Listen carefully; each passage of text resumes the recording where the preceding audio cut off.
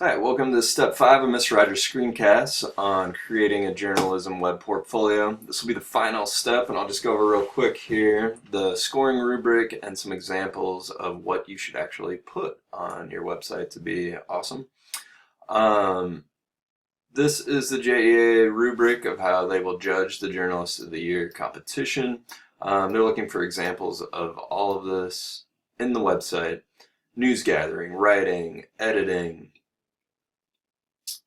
It scrolls down here: photojournalism, web, multimedia broadcasts, law and ethics, leadership and team building, news literacy, entrepreneurship, and your reflections. They recommend on their website creating pages for each one of these, or I would also say categories could work really well so that judges can easily find what they're looking for on there. I thought last year's winner, Julia, did a great job of having her reflections up here at the top.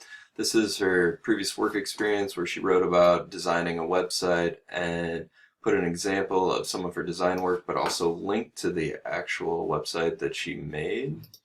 I think having the about with a link and a little example of the work that goes to especially a website or a web story, like in her suicide project,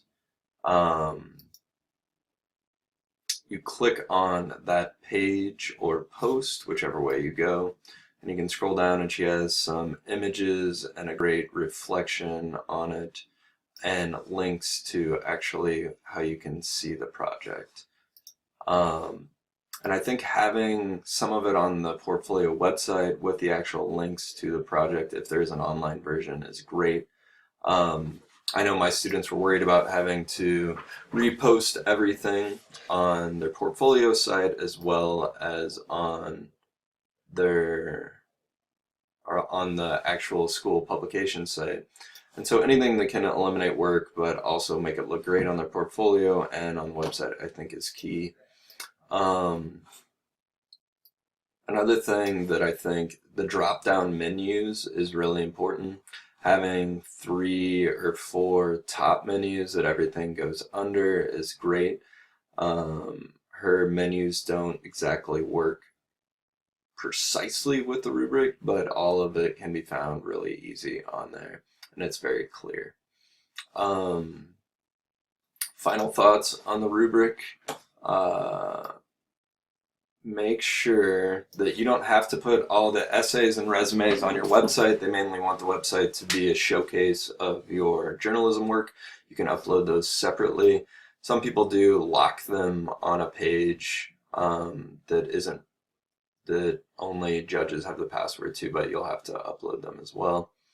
They also say don't worry if you don't have every category filled. That obviously doesn't exclude you from winning, but they do get points for all the different categories, so it could be something, a goal to work towards, especially if you're creating this as an underclassman in IHSBA as an emerging journalist.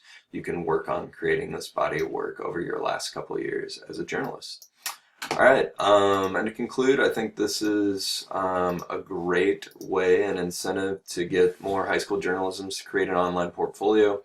I know when I was in high school, I just had a big 3-ring binder of some of the work that I accumulated, and I think this is an excellent way to showcase a lot of the great high school journalism that's been doing out there, and also a chance for the best journalists to be honored and win scholarships. So good luck, and can't wait to see the portfolios that get created out of this.